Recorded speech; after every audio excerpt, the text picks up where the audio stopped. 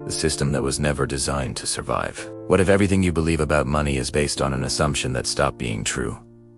Not recently, not gradually, but at a specific moment in time when something fundamental changed and almost nobody noticed. Because today, money looks stable. Your bank balance appears solid. Markets go up, fall, and recover. Governments reassure. Experts explain, but beneath all of it, something deeper is happening. Something slower. Something structural. A form of collapse that doesn't look like collapse at all. No sudden crash. No single moment of failure. Just a system that continues operating while quietly eroding from within. What if this system doesn't fail because something went wrong, but because it's doing exactly what it was built to do? That's the mystery. And to understand it, we have to go back not to a crisis, but to a decision. For most of human history, money was tied to something real. Gold, silver, tangible value. You held something that could not be created at will. This created natural limits. Limits on governance, limits on banks, limits on how much debt could exist. But limits are inconvenient for systems that want to grow. So over time, those limits began to weaken. At first, subtly, then completely. By the 20th century, money was still technically backed by gold, but those rules were bending. Governments needed flexibility. Wars were expensive. Central banks became more powerful.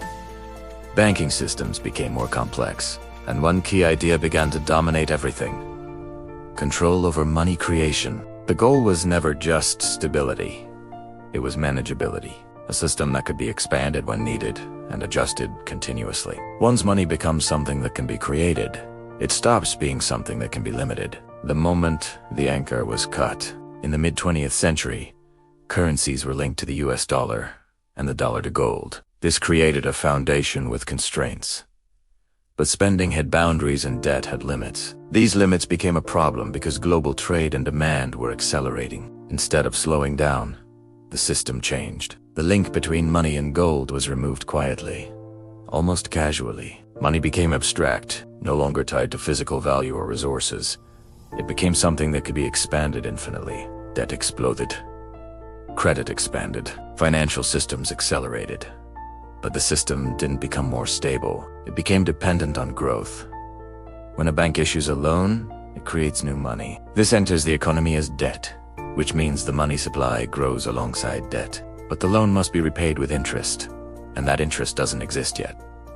So, more loans are needed. More money is created. This loop doesn't stabilize. It expands. Growth is no longer optional.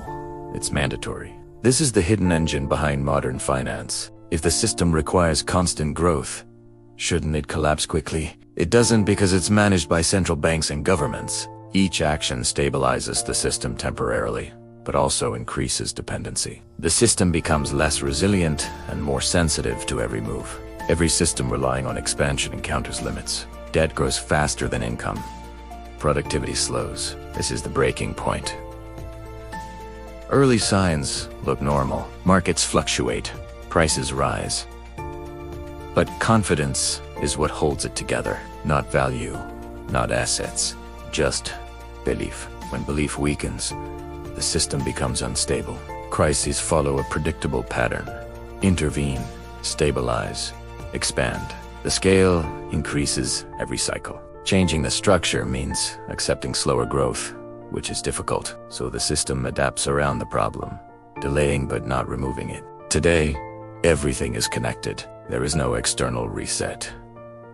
The collapse is a slow transformation, a gradual loss of trust and power. If the system cannot stop growing, and growth cannot continue forever, what happens next? The answer isn't obvious, but the motion has started. Once you see how the system works, you can't unsee it. Subscribe to understand the forces shaping the world.